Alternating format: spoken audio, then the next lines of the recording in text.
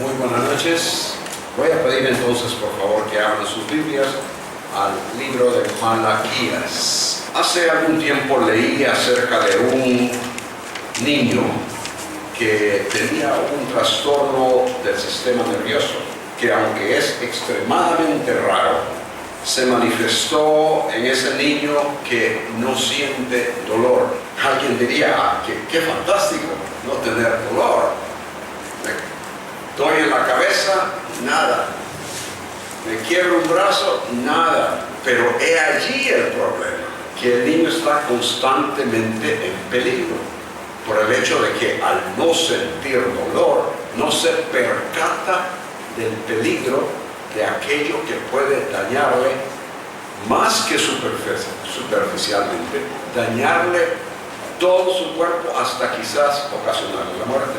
Vemos en el libro de Malaquías que el pueblo de Dios había adquirido este síndrome, el de insensibilidad. No se percataban de lo que estaba sucediendo a su alrededor en relación al Señor y ellos. Las cosas sucedían y ellos sencillamente continuaban en su tradición, continuaban con su religiosidad. No era que había falta de religión, no, eso persistía en ellos, pero no habían llegado al punto de conectar, no se habían percatado de que lo que ellos hacían de alguna forma u otra les estaba afectando, no necesariamente en lo físico, pero en su espíritu.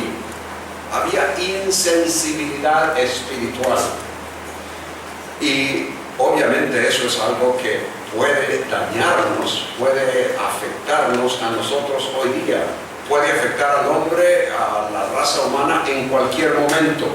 De manera que vamos a ver la situación de los judíos en el tiempo de Malaquías y encontrar allí alguna enseñanza que podamos aplicar a nuestras vidas. La situación para ellos no había sido fácil desde que regresaron del cautiverio. Las promesas que Dios había hecho evidentemente no se estaban llevando a cabo. Que cuando el templo fuese reconstruido, que entonces el Señor iba a regresar y todas las promesas que habían sido hechas se iban a comenzar a realizar. Pero la falta de que eso sucediera, la conformidad por parte de ellos con el tradicionalismo, haciendo lo que siempre habían hecho, muchas veces sin necesariamente tener un significado que les tocara el corazón y el alma. La falta de una verdadera experiencia espiritual les llevó a ese estado de insensibilidad, por la que el Señor entonces envió a Malaquías, a este profeta, para reprenderlos y ofrecerles el remedio para esa insensibilidad. Dice el versículo 1, vamos a leer los versículos del 1 al 5. Profecía de la palabra de Jehová contra Israel por medio de Malaquías. Yo os he amado, dice Jehová, y dijisteis, ¿en qué nos amaste? ¿No era Esaú hermano de Jacob, dice Jehová? Y amé a Jacob, y a Esaú aborrecí, y convertí sus montes en desolación, y abandoné su heredad para los chacales del desierto.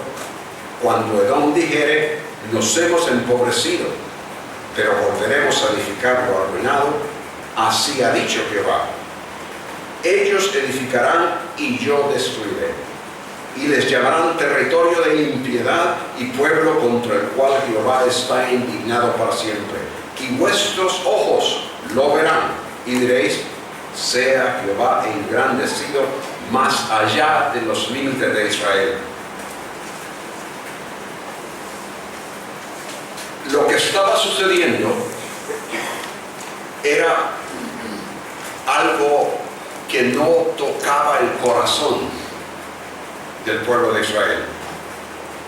Y el Señor manda a Malaquías para decirles en el versículo 2, yo os he amado.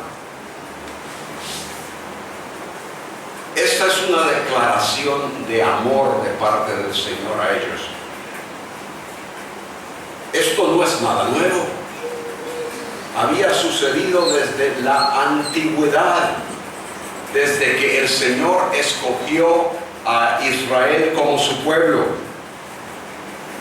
Esta declaración era verdadera en todo sentido de la palabra, el fundamento sobre el cual Dios estableció esa relación con Israel.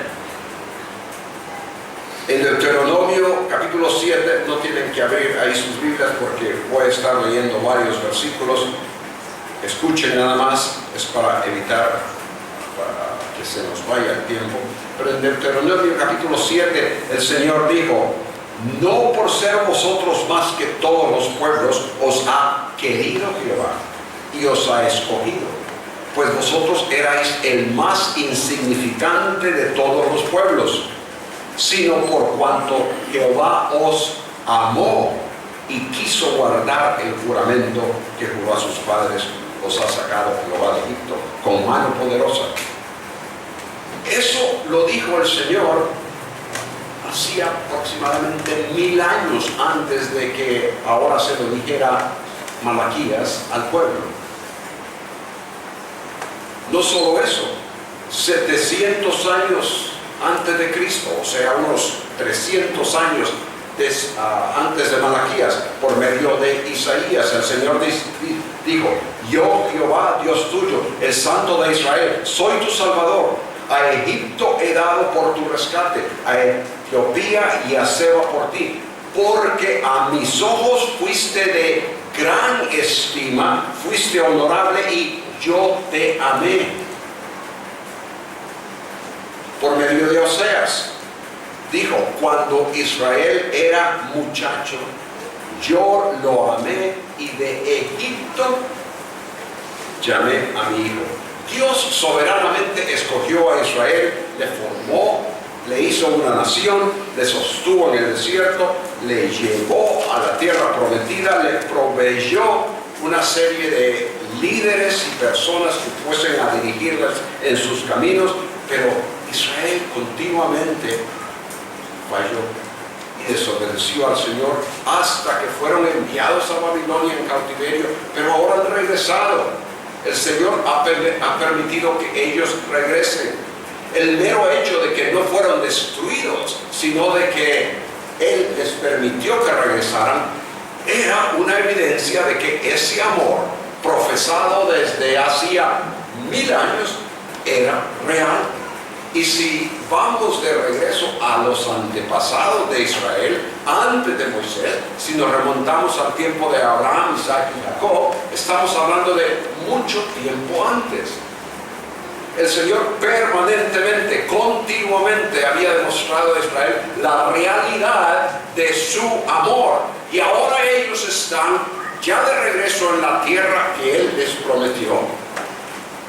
Ya el templo ha sido reconstruido. Pero ellos se han ido por otro lado. No están respondiendo al amor de Dios. Y por eso el Señor manda a Malaquías a decirles,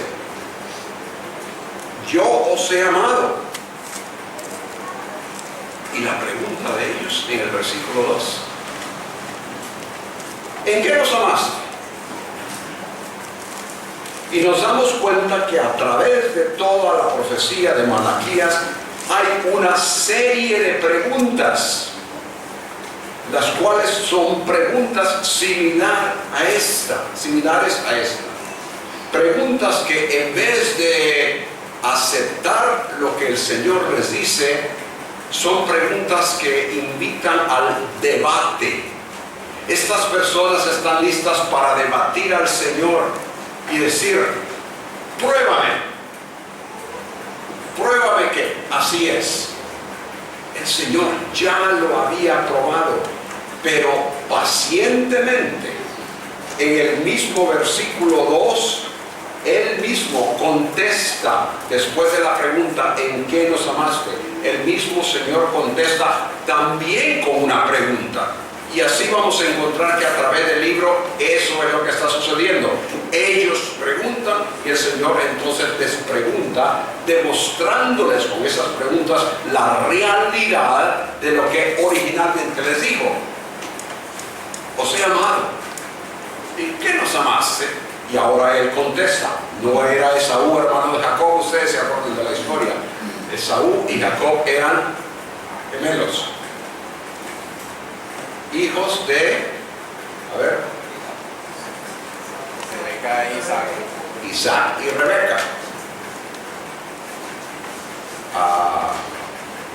Pero, ¿qué había sucedido? ¿Qué había sucedido? Que aunque Esaú era el primogénito, Dios había soberanamente escogido a Jacob para que fuera él que habría de ser bendecido. Hay una serie de situaciones ahí que leemos en Génesis en las cuales Jacob demuestra un carácter que no es correcto, pero al fin y al cabo el Señor está bendiciendo y Jacob viene a ser el padre de la nación. Mientras que es nación de Israel, mientras que Esaú viene a ser el padre de los edomitas. Y es por eso que en el versículo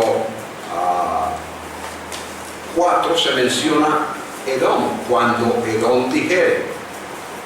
En el Antiguo Testamento tenemos varias situaciones en las cuales hay siempre un altercado continuo entre Esaú y Jacob. Jacob le compró la primogenitura a Esaú. Esaú quedó enfadado por muchos años por eso.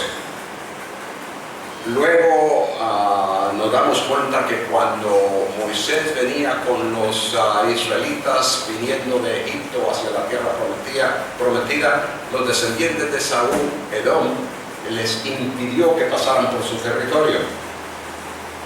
Pero lo que podríamos decir, la gota que rebalsó el vaso de agua fue cuando en el año 586, cuando los babilonios vinieron para destruir a Jerusalén, quemar el templo y llevarse cautivos a los que habían quedado vivos de los judíos. Eso lo podemos ver en el libro de Abdías. Los edomitas, los descendientes de Saúl, primos hermanos podríamos decir de los israelitas, participaron en el saqueo de Jerusalén. Y de eso algo pueden leer también en el Salmo 137. La situación es que el Señor había bendecido a Israel, pero Esaú fue destruida ya en el siglo V antes de Cristo, unos años después de que Malaquías escribió, ya Edom desapareció. Hoy día están las ruinas de una región donde los edomitas vivían. ¿Alguien sabe cuáles son esas ruinas? Petra, en el área de Jordania. Pero es ruinas nada más. Edom desapareció. Israel continúa hasta hoy día. El Señor les demostró cómo les amaba, pero ellos no se percataban. Eran insensibles al amor de Dios. Y creo que hay una buena lección aquí para nosotros, hermanos.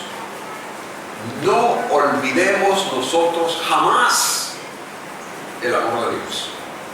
No seamos insensibles a lo que Él ya ha demostrado hacia nosotros. El amor que ha demostrado en Cristo la bendición que hemos experimentado a través de Él y todas las promesas que sabemos que se han de realizar. Todo lo que el Señor hizo con Israel fue por su pura voluntad. ¿Cómo era posible que ellos dijeran en qué nos has amado? Pensemos en nosotros. Bien conocemos Juan 3:16. De tal manera amó Dios al mundo. Romanos 5:8 agrega que Dios demuestra su amor para con nosotros, en que siendo aún pecadores, Cristo murió por nosotros. Efesios 2. Dios, quien es rico en misericordia, por su gran amor con que nos amó, aún estando nosotros muertos en pecados, nos da vida juntamente con Cristo. El amor de Dios ha sido demostrado a nuestras vidas continuamente. ¿Cómo reaccionamos a las declaraciones y demostraciones del amor de Dios? Nos dejamos llevar por las circunstancias. Ese era el problema de los judíos en ese tiempo. Vuelvo a mencionar, la situación política y la situación económica no era lo mejor para Israel en ese tiempo. Porque si bien es cierto que estaban de regreso en Judea, seguían siendo vasallos del imperio persa.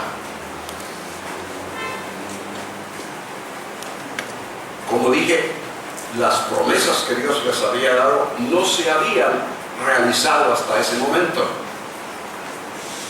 De manera que ellos evidentemente estaban viendo alrededor nada más, sin ver y examinar la historia de lo que Dios había hecho, ni escuchar aún las palabras del Señor a través de Malaquías. Porque en vez de decir, sí, es cierto, esclarécenos, ayúdanos, cuéntanos otra vez lo que el Señor hizo con Israel en el tiempo pasado, y comenzar a recordar y comenzar a agradecer y percatarse de la realidad de lo que se les decía. En vez de eso, con una voz y con una expresión desafiante, dice, ¿en qué nos amás? Hermanos, que no se nos ocurra en ningún momento a nosotros sencillamente dirigirnos por las dificultades que están presentes aún hoy en nuestra vida, los problemas que nos agobian, y sentirnos como que si Dios nos ha abandonado y llegar al punto de decir, no, Dios no me ama.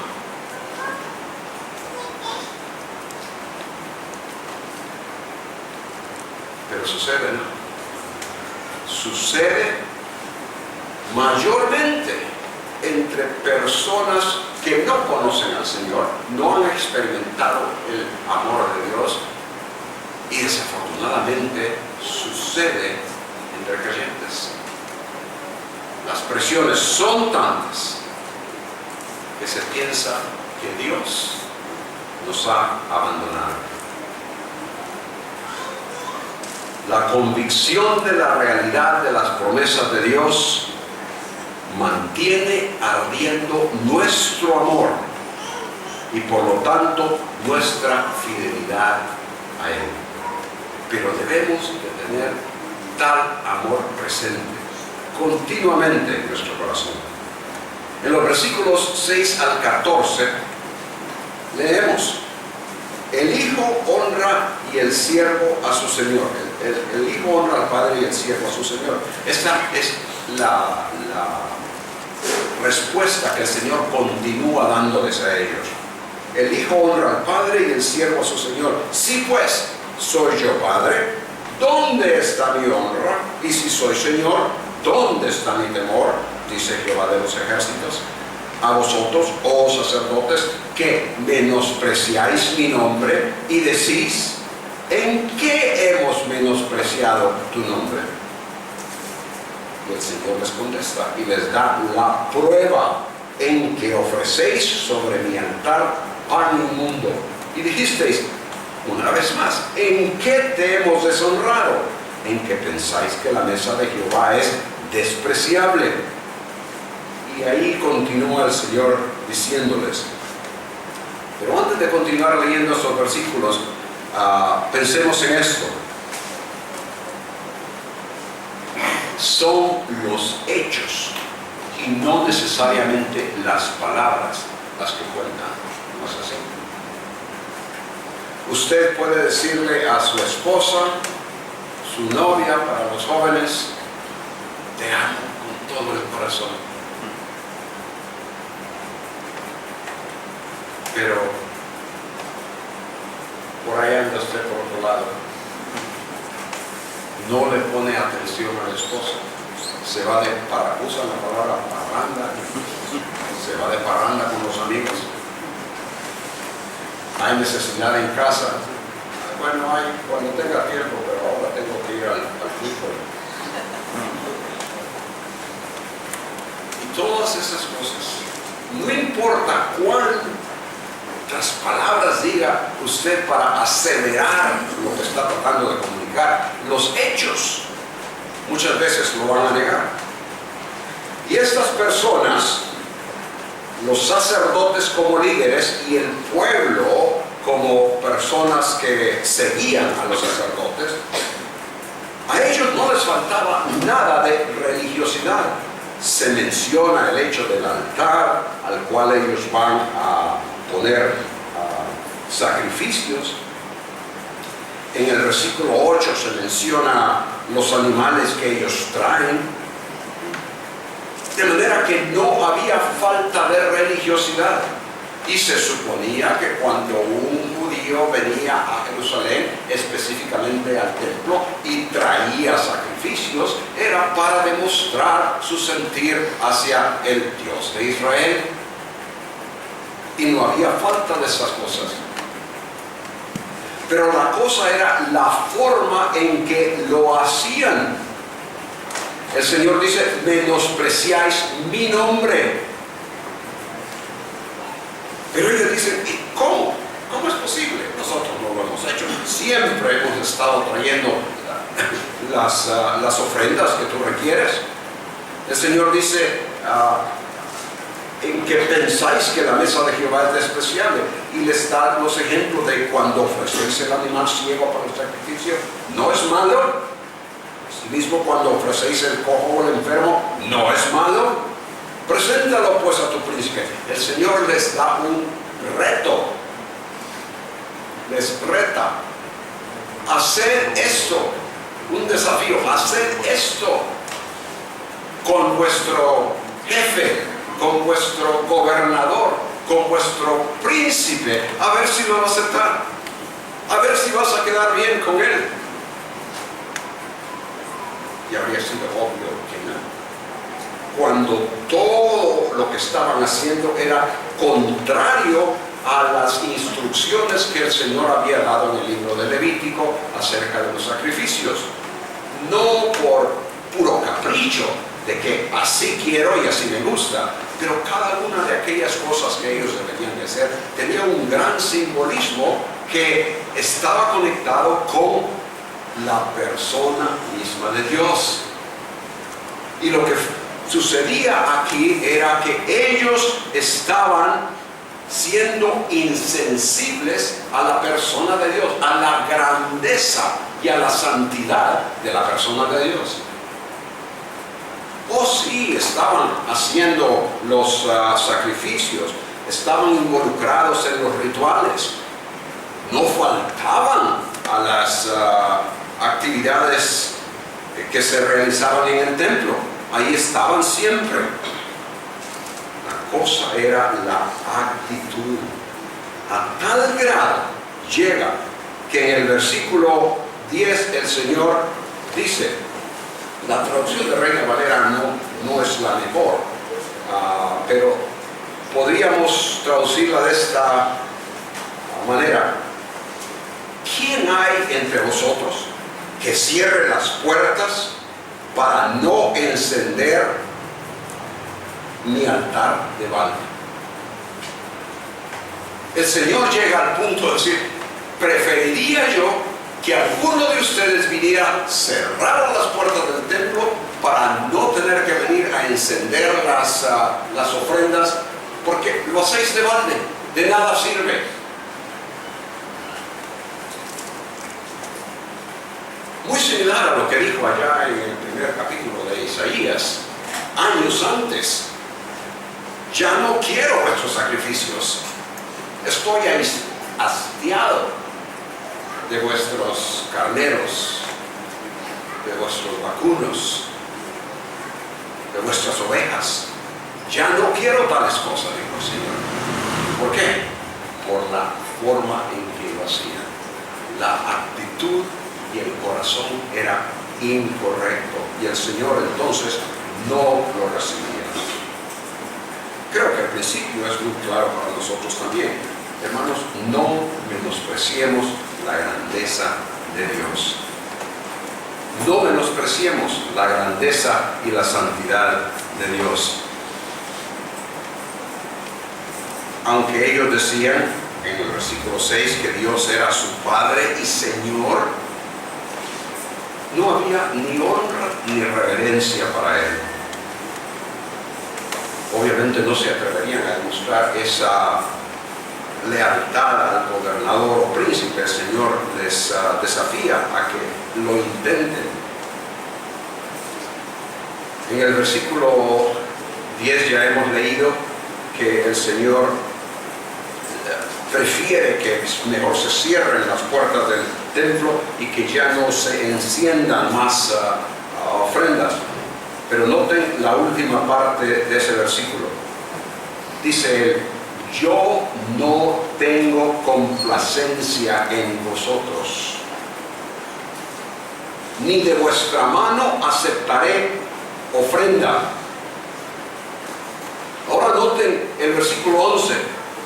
El versículo 11 nos da la razón por la cual él dice, no tengo ni complacencia en vosotros, ni de vosotros voy a aceptar esta ofrenda. Porque, esta es la razón, porque desde donde el sol nace hasta donde se pone, es grande mi nombre entre las naciones. Mi nombre es grande, dice. No solo en Israel, sino en todo el mundo. Él les está recordando que Él no solo es el Dios de Israel, Él es el Dios creador de los cielos y de la tierra. Pero ellos lo estaban tratando como un diosito nacional. A ver si se conforma con lo que le traemos. A ver si me bendice con esta ofrendita que le traigo. ¿Podemos nosotros detectar el peligro para nuestras vidas hoy?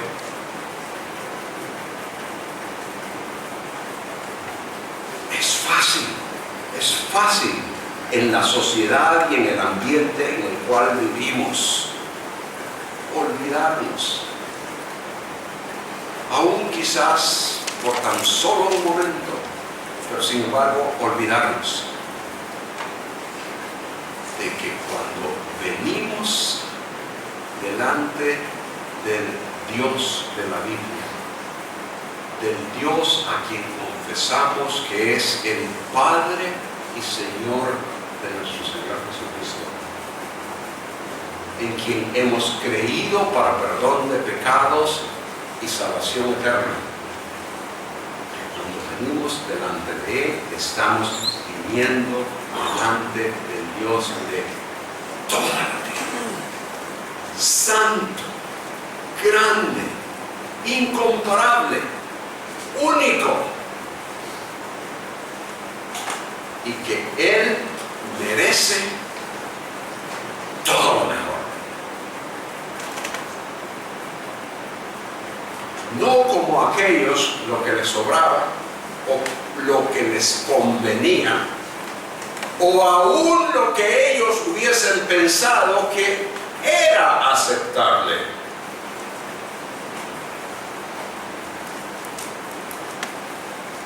siempre debemos de hacernos la pregunta: ¿será esto aceptable al Señor?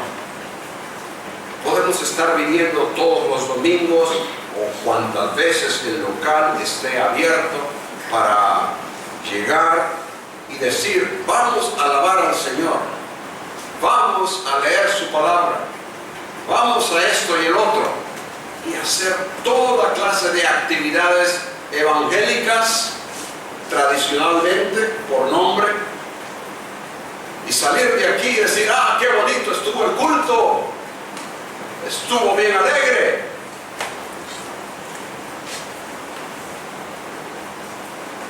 ¿Habrá estado el Señor complacido con lo que hicimos? ¿Habrá demostrado lo que hicimos, lo que dijimos, lo que pensamos, lo que cantamos, la forma en que nos conducimos, nuestra actitud, nuestro corazón? ¿Habrá estado de acuerdo con todo lo que Él es para que sea aceptado?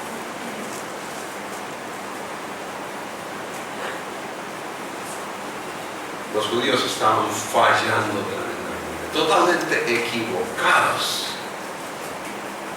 porque habían perdido el concepto de la grandeza y santidad de Dios y hacían las cosas como creían que era aceptable, como la tradición les indicaba. Y el Señor dice: no tengo complacencia en vosotros, ni de vuestra mano aceptará ofrenda, porque soy el Dios grande en todas las naciones.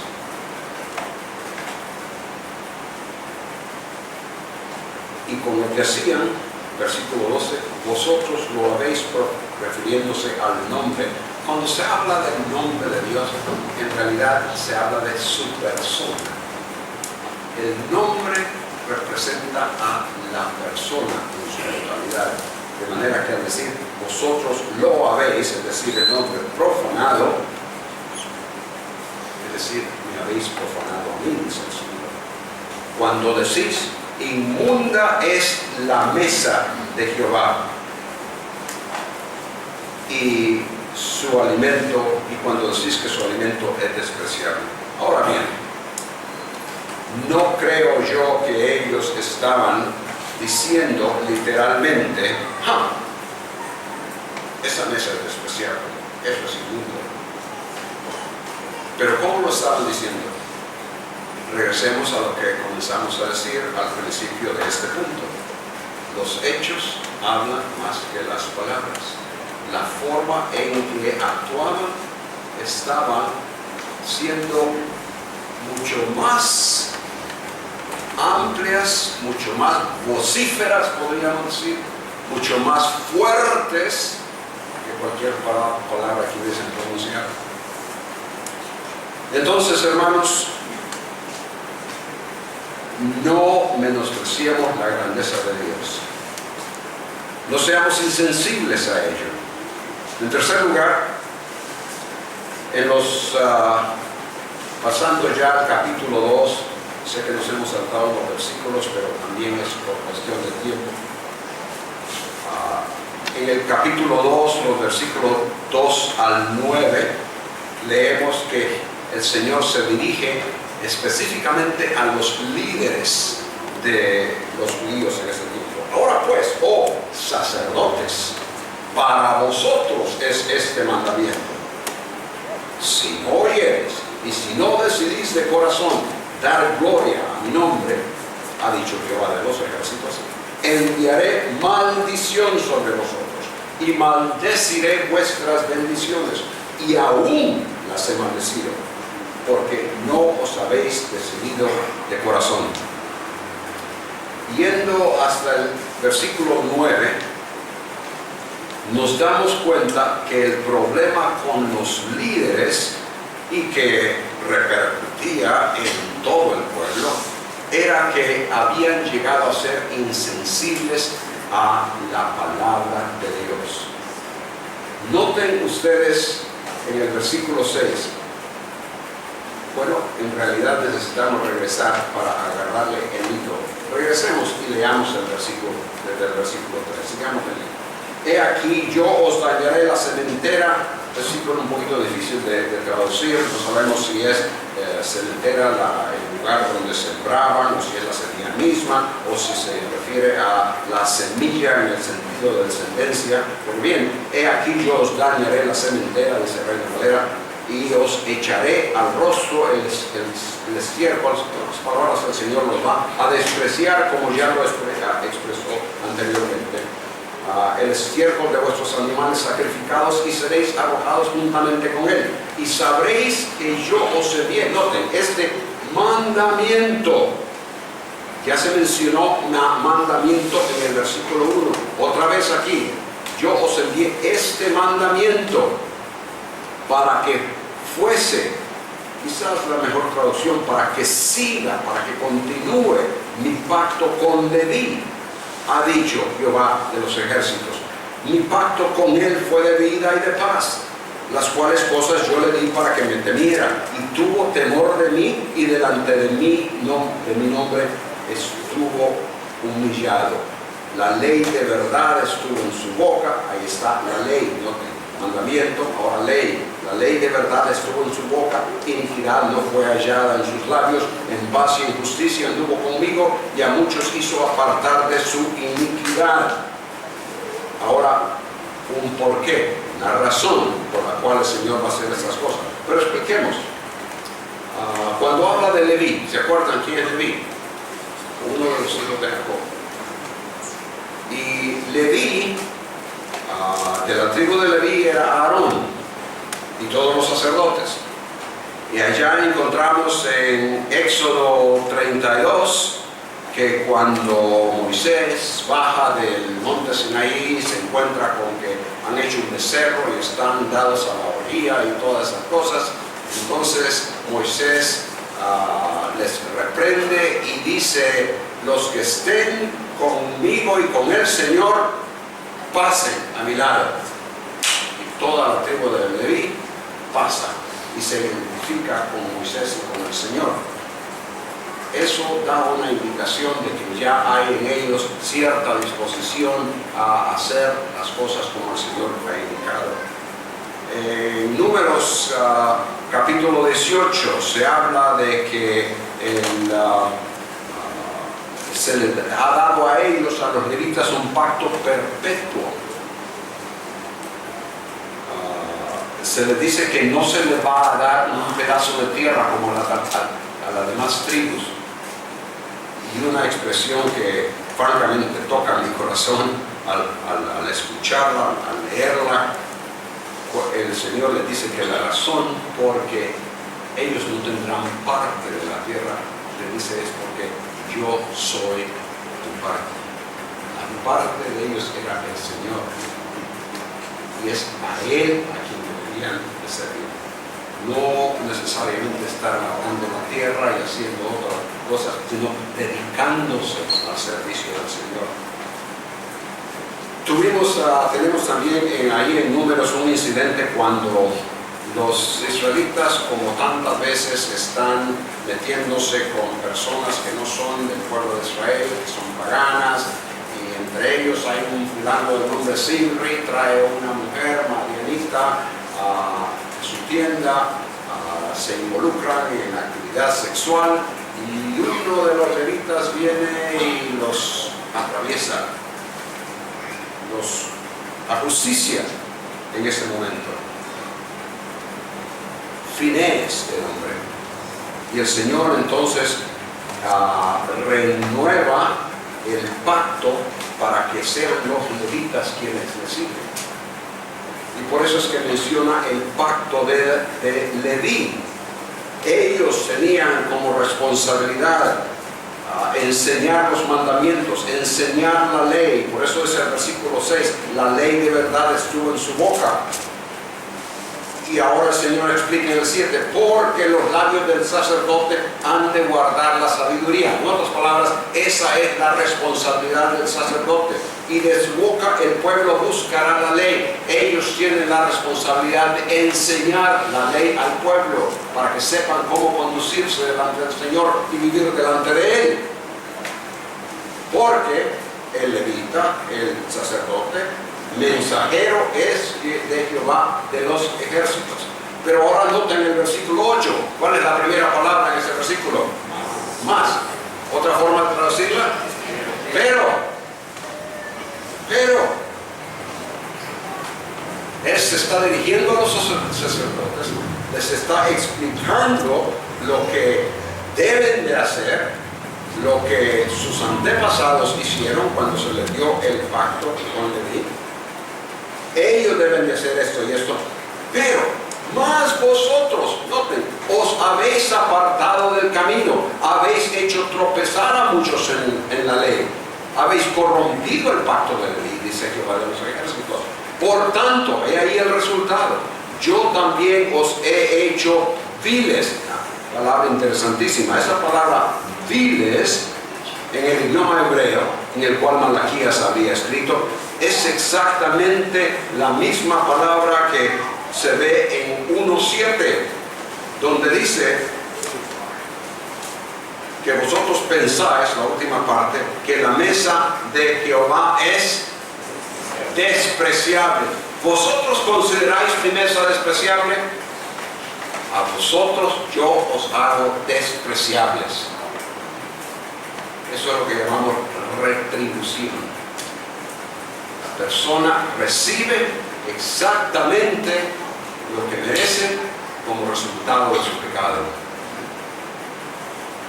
Y el Señor dice, yo os he hecho viles y bajos ante todo el pueblo, así como vosotros no habéis guardado mis caminos y en la ley hacéis acepción de personas.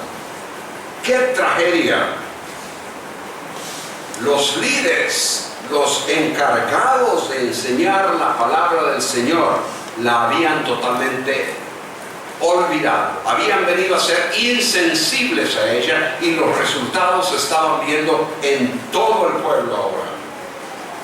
Una gran responsabilidad para aquellos de nosotros que somos líderes, quienes se nos ha encargado la enseñanza de la palabra del Señor. Y el principio aquí es claro, hermanos. No nos apartemos de la palabra de Dios. No seamos insensibles a su palabra. Pero la cosa es que no es esto exclusivamente para los líderes, los sacerdotes de aquel tiempo, porque nosotros podemos decir a alguien que no es necesariamente un líder, a alguien que no enseña, pero podrá decir, ¿qué tiene que ver esto conmigo? Una cosa es una advertencia para no caer presa a los muchos que dicen que predican la palabra pero que no la viven. Cuidado. El Señor Jesús dijo, guardaos de los falsos profetas que vienen a vosotros con vestidos de oveja pero por dentro son lobos rapaces. Cuidado. Esa es una advertencia. Pero otra, tengamos en mente que en el Nuevo Testamento los que vienen a conocer a Cristo como Salvador se les llama sacerdocio santo, real sacerdocio, nación santa, pueblo adquirido por Dios. En la salutación a las iglesias en Apocalipsis, el Señor Jesucristo, se dice del Señor Jesucristo que nos hizo reyes y sacerdotes para Dios. En el cántico al Cornelio, en el Apocalipsis 5, dice que nos ha hecho para nuestro Dios reyes y sacerdotes. Creemos en el sacerdocio de todo creyente, en el sentido de que servimos al Señor y proclamamos su palabra. De manera que todos nosotros, si estemos en una posición de liderazgo o no, tenemos esa responsabilidad de no apartarnos de la palabra de Dios, no ser insensibles a ella, pero tener un corazón dispuesto a ¿Cómo estamos en tiempo? ¿Nos pasamos ya 45, 50 minutos? Todavía tenemos, muy bien. El principio número 4, pasando al capítulo 2, versículos 10 al 16. 10 al 16. Tenemos aquí un grupo de personas que se hacen la pregunta: ¿no tenemos todos un mismo Padre? ¿No nos ha creado un mismo Dios? ¿Por qué pues nos portamos deslealmente el uno contra el otro, profanando el pacto de nuestros padres? Prevaricó Judá y en Israel y en Jerusalén se ha cometido abominación, porque Judá se ha profanado el santuario de Jehová que él amó y se casó con la hija del Dios extraño. Jehová cortará de las tiendas de Jacob al hombre que hiciere esto, al que vela y al que responde, una parte un poquito difícil de traducir también, y al que ofrece ofrenda a Jehová de los ejércitos. Alguien, creo que fue un predicador de antaño, de hace muchos años, quizás del siglo XVIII o XIX, dijo: yo quisiera ser como mi perro. Y comenzó a explicar: todo lo que le digo a mi perro lo hace. Lo llamo, viene. Le digo que se eche al suelo, se echa.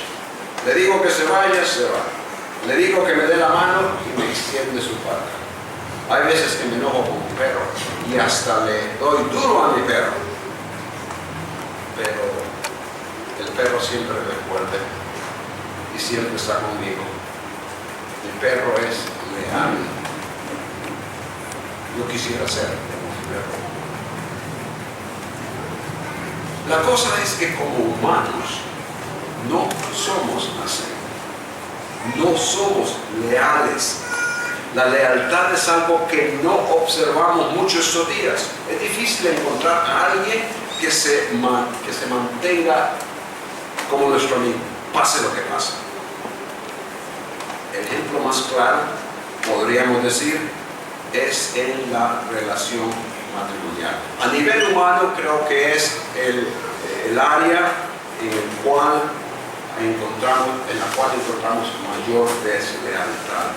La promesa se hizo al momento de casarse, de amar en salud o en enfermedad, en riqueza o en pobreza, todo lo demás, pero ¿qué sucede? Hay deslealtad, hay infidelidad. Y ese es un solo ejemplo de deslealtad. Hay otras formas, y la vemos aquí, en estos versículos que hemos leído y que todavía estamos por leer en Malaquías capítulo 2. El profeta pregunta: ¿no tenemos todos un mismo Padre? Dios escogió a Israel como su pueblo, hizo con ellos un pacto, un acuerdo, una alianza. En ese pacto le dio responsabilidades hacia ellos y él impuso sobre sí mismo ciertas responsabilidades que él había de realizar. Algunas de esas responsabilidades al pueblo tenían que ver con las relaciones hacia otros. No engañe ninguno a su hermano, encontramos en Levítico. No hurtéis, no engañéis, ni mintáis el uno al otro. La actitud que debió subrayar esa conducta, Dios la demanda en esas palabras que el Señor Jesucristo cataloga como el segundo más grande mandamiento: amarás a tu prójimo como a ti mismo. Todo esto era parte del pacto. Dios deseaba que el pueblo experimentara una definitiva unión nacional basada en un fundamento espiritual. A causa del pacto concertado en el que se comprometían a obedecerle, los israelitas deberían basar su relación entre ellos. Esa debió haber sido una relación de unidad, de lealtad, de responsabilidad mutua. Pero ¿qué sucedió?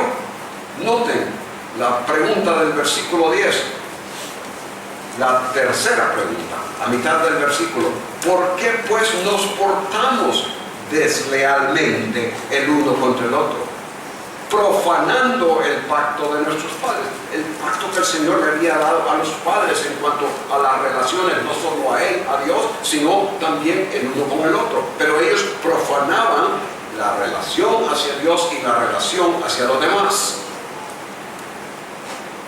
Y dice el versículo 11, prevaricó. Esa palabra prevaricó es la que se usa en hebreo mayormente para indicar traición.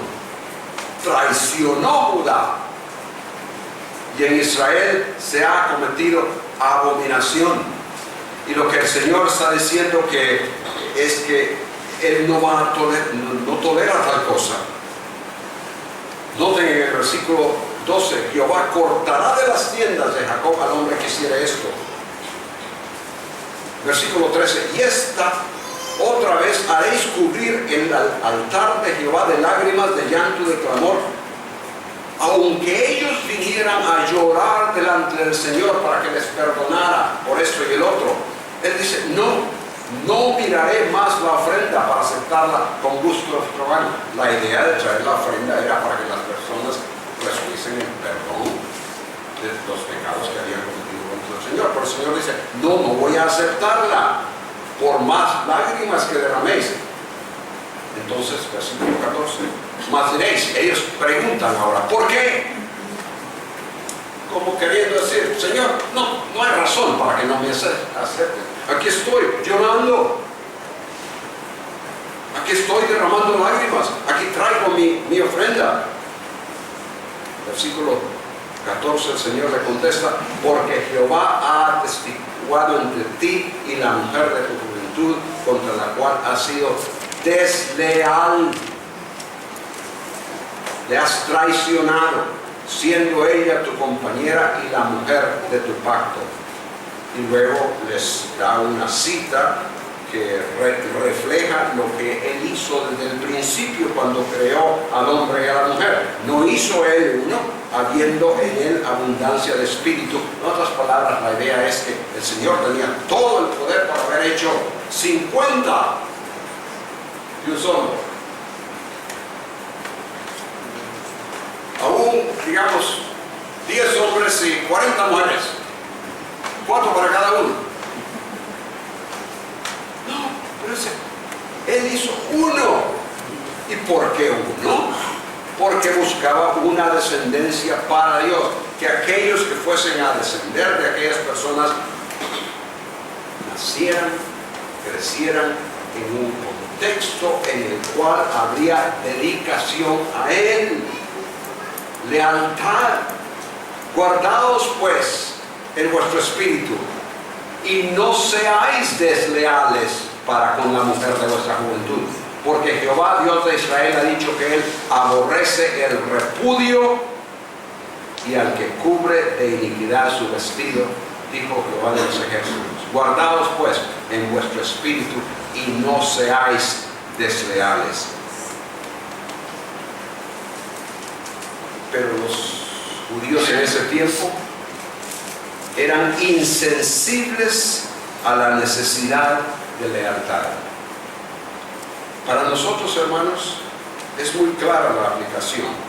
No quebrantemos la lealtad a la cual nos hemos comprometido con Él, y derivado de eso, la lealtad hacia las demás personas.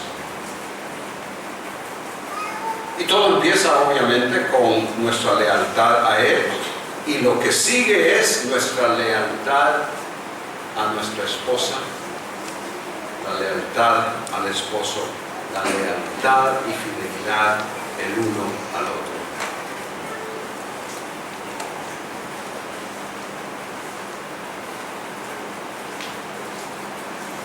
Ellos demostraban su insensibilidad haciendo preguntas cuya respuesta era obvia, porque el Señor les había no solo desde el principio, del comienzo, indicado su amor y demostrado su amor, sino que les había dado indicaciones ineludibles, indicaciones inequívocas en cuanto a la forma en que deberían de conducirse, pero habían ellos fallado continuamente.